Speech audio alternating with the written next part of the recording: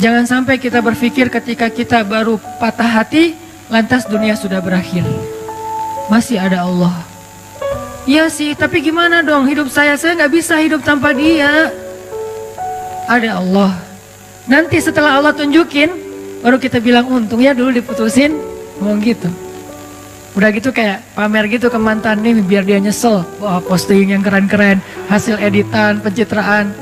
Karena salah satu prestasi kita tuh bisa bikin mantannya nyesel gitu kan. Astagfirullahaladzim. Enggak sih, dia mah gak nyesel, biasa aja. Artinya kegeeran kita doang kali ya. Wah, dia pasti udah nyesel nih, gue sekarang dokter. Dia udah nyesel nih, sekarang gue dokter. Dia udah nyesel nih, sekarang gue pengusaha sukses. Dia udah nyesel nih dan segala macam. Nggak pasti juga sih. Yang jelas kita jadi ngerasa benar ya, Allah menyelamatkan saya dari dosa. Coba kalau nggak diputusin dulu, mungkin kita sama-sama udah jadi pembuat dosa yang harus kita bayar mahal dosa-dosa kita itu di dunia dan di akhirat. Satu, oh gara-gara diputusin sama dia, akhirnya Allah mempertemukan saya dengan orang yang lebih tepat buat saya, bukan lebih baik ya. Karena lebih baik itu berarti kita menjudge. Belum tentu dia jelek, enggak. Yang lebih tepat buat kita. Dan dia juga dikasih yang lebih tepat buat dia. Karena kasusnya banyak teman-teman. Ada kasus seorang ibu yang sakit kanker, dirawat di salah satu rumah teduh yang tempat istri saya tuh, ditinggalkan oleh suaminya. Suaminya ketika tahu istrinya sakit kanker malah pergi ninggalin dia. Tapi di kasus yang lain, justru ada seorang suami setia banget nungguin istrinya, ninggalin semua pekerjaannya, tinggal di Bandung untuk jaga istrinya berobat. Padahal istrinya udah nggak bisa menyenangkan dia sama sekali, tapi dia setia kepada istrinya. Ini kan masalah, Allah lebih tahu ya masa depan kita bakalan kayak gimana, kasus-kasus kita bakalan kayak gimana. Bisa aja dengan pasangan yang Allah kasih sekarang, dia lebih sabar dengan proses kita dalam pekerjaan. Nggak survive, gagal lagi, bikin usaha ini rugi, bikin usaha itu rugi. Tapi dia nggak pernah ngeluh. Bukankah dia lah pilihan Allah buat kita? Nggak usah ngeluh, kalau gitu ujian. Artinya ada aja pasti kebaikan yang kita lihatlah sisi baiknya.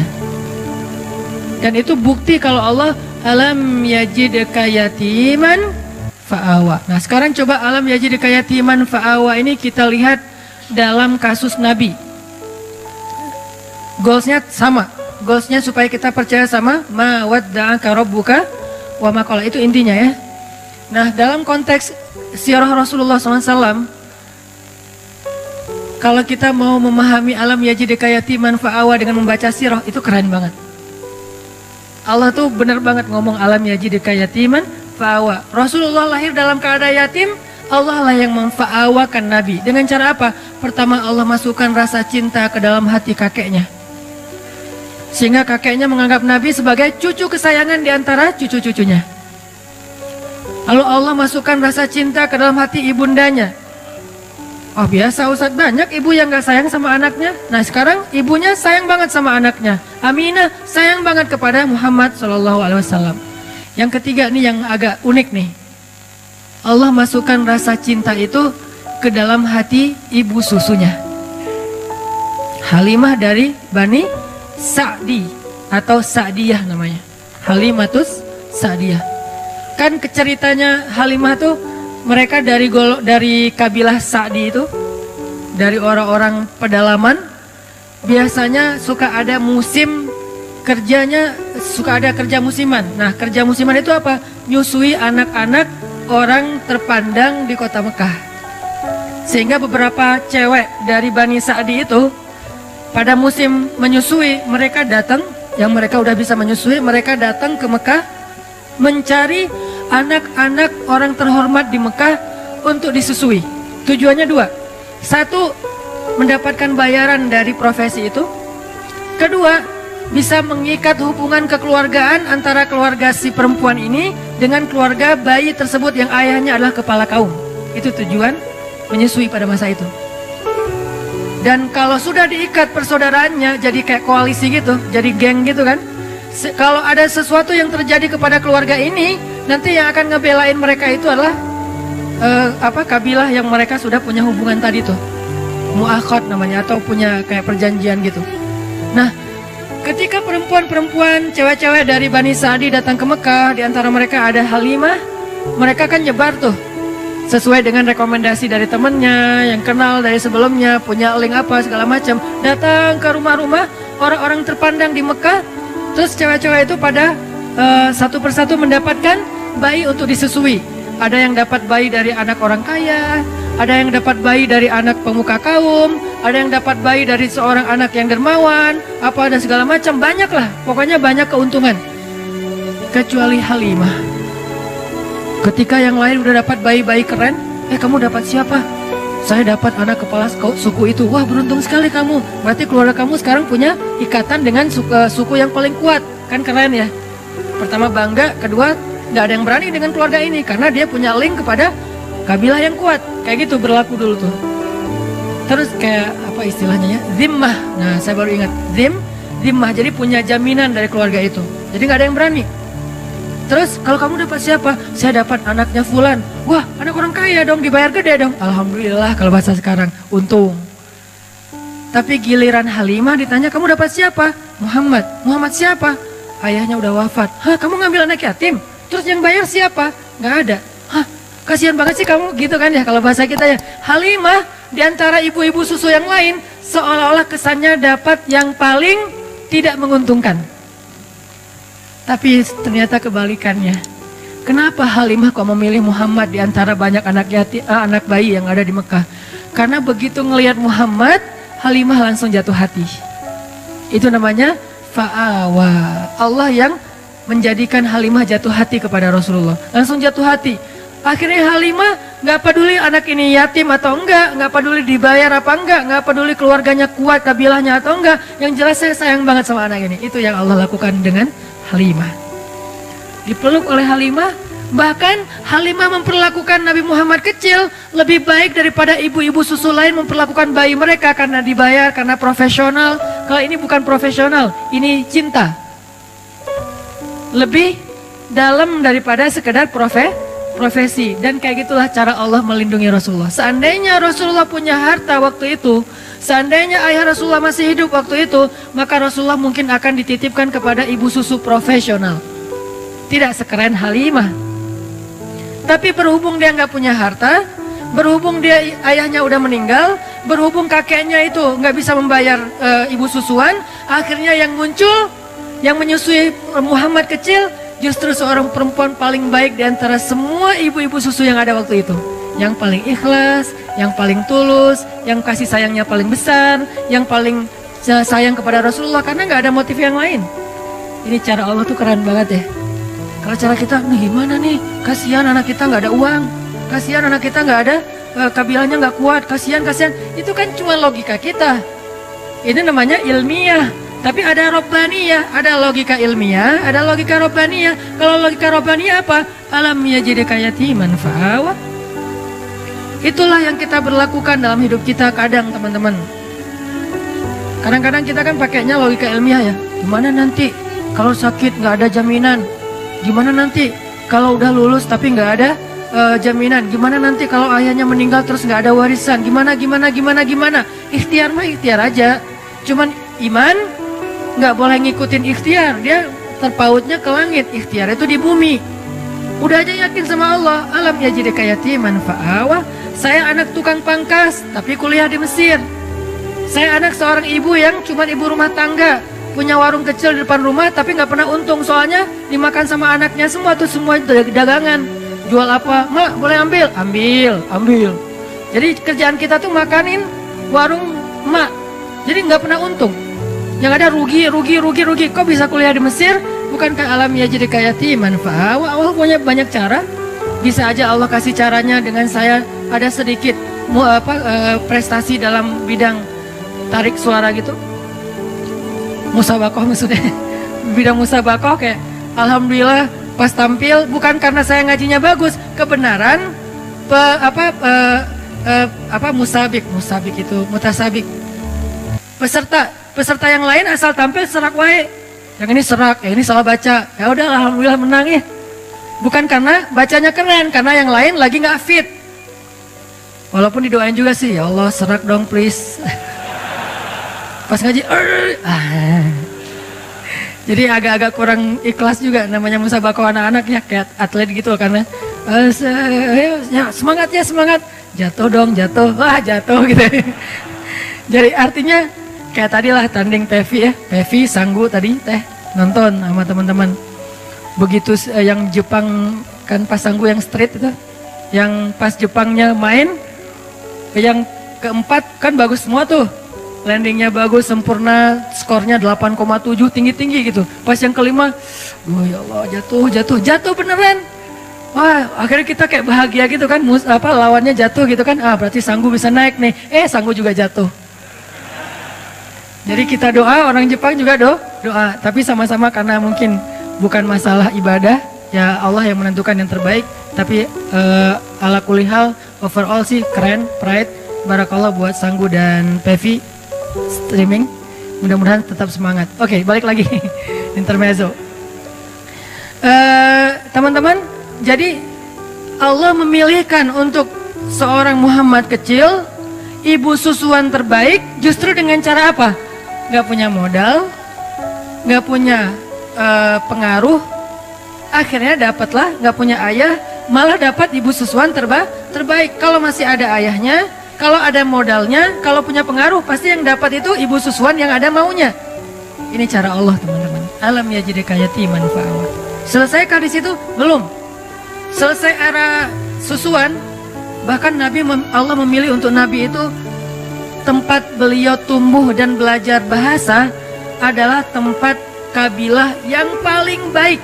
Karena ada beberapa ibu susuan dari kabilah yang banyak, Allah pilih untuk Rasulullah kabilah Sa'diyah. Kabilah Sa'diyah ini apa? Yang ngomong bahasa Arabnya tuh paling lekoh. Yang ngomong bahasa Arabnya paling lekoh di antara orang Arab. Yang paling ningrat gitu kalau ngomong. Saya pernah jalan sekali ke New Zealand. Belum pernah ke London sih, jadi tahu Britishnya lewat New Zealand. Kalau ke Singapura kan beberapa kali lah ya. Bukan karena banyak duit, bukan. Karena transit. Ke Singapura beberapa kali lah ya. Dengar scene English kan beda banget ya. Dengar scene English tuh kayak nggak pakai aturan, nggak pakai grammar, nggak pakai apa, nggak ada lekoh-lekohnya, apa gitu, santai ngomongnya. Tapi terus ada bahasa Inggrisnya American lah, orang Amerika yang slang kayak gitu-gitu. Begitu dengan anak-anak New Zealand kecil-kecil gitu, 4 tahun, 5 tahun ngomong bahasa British, itu lekoh banget, ningrat banget, jadi kayak nonton Harry Potter gitu. Dengerin aja mereka ngomong lekoh kayak gitu, kok bisa lidahnya gitu ya? Ngomongnya gimana sih? Itu anak Indonesia banget loh, wajahnya etnik banget, mukanya Indonesia banget, gak bisa ditipu. Tapi pas dia ngomong, itu udah kayak nonton dengerin Harry Potter. Lekoh banget. Ngomongnya what-nya aja tuh gimana gitu. Ngomong no-nya aja kayak dibuat-buat gitu. Tapi kalau kita jadi lucu ya, kalau mereka keren. Nah, Rasulullah tinggal di sebuah kabilah yang ngomong Arabnya tuh paling British. Dalam analogi kita ya, yang ngomong Arabnya bukan sin English, bukan sin Arabic, tapi Britishnya Arabic. Yang paling lekoh, yang paling ningrat, yang diksinya itu yang paling tinggi, sehingga Nabi tumbuh dengan bahasa yang seperti itu di Bani Sa'diyah. Ini skenario dari Allah. Wa wajadaka alam yajidka yatiman fa'awa. Kalau sekolah kayak gitu mahal. Sekolah Arabic yang British banget mahal tuh.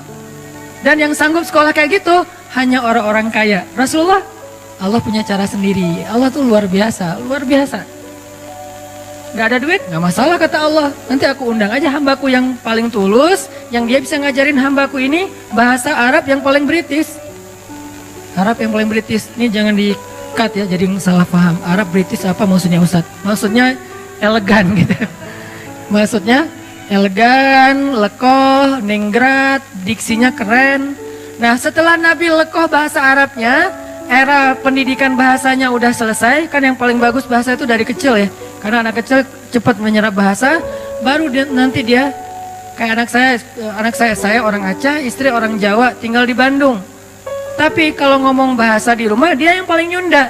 Karena teman-temannya anak-anak Bandung gitu. Jadi kalau dia ngomong Aisyah, Maryam tuh kalau ngomong sama saya malah kadang-kadang sering nanyanya ke Aisyah, Aisyah ini artinya apa sih? Aisyah yang ngajarin. Kenapa? Karena dia tumbuhnya di Bandung. Kalau dia tumbuhnya di Aceh, dia bakalan bahasa Aceh.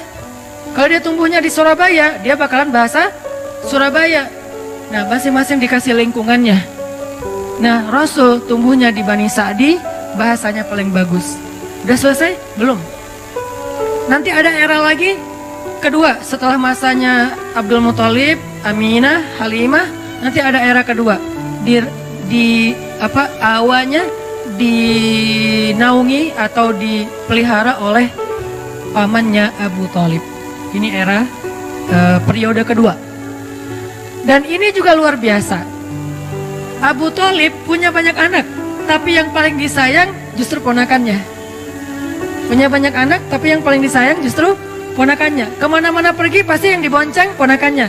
Muhammad ikut paman, ikut boncengan, motoran gitu. Motornya keledai, onta, kuda.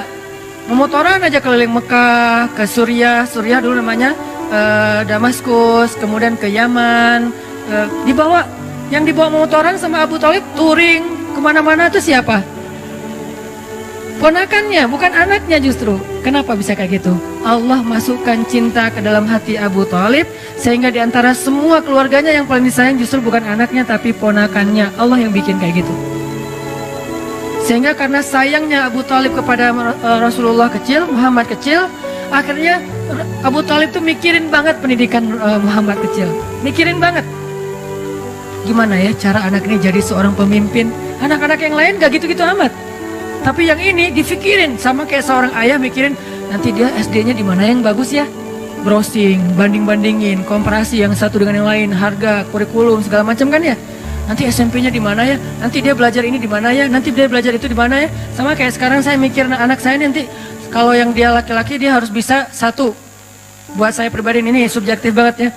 Karena saya mengkader dia rambutnya harus panjang keriting, berarti dia surfing skateboard. Karena model rambut udah dapet nih, kayak reggae banget lah ya. Surfing skateboard harus bisa. Berarti di belakang rumah saya harus bikin mini rem, biar dia latihan sendiri gitu. Satu, dari sisi mainnya, dari sisi intelektualnya. Mulai sekarang karena istri memang sama-sama belajar di Mesir, diajarin bahasa Arab. Jadi kita kalau ngomong rahasia dengan istri di rumah udah ketahuan sama anak-anak, tahu. Walaupun mereka nggak bisa ngomong bahasa Arab tapi ngerti kalau kita ngomong bahasa Arab. Saya misalnya bilang mau sesekali makan mie instan gitu kan ya. Kan biar anak-anak nggak ikut-ikutan, saya ngomongnya rahasia sama istri pakai bahasa Arab. Saya pengen makan makarona gitu ya. Baba mau makan mie instan ya, gitu langsung ketahuan, nggak bisa rahasia-rahasiaan lagi atau mau keluar gitu, kita keluar berduaan yuk, tapi pakai bahasa Arab, gitulah pokoknya.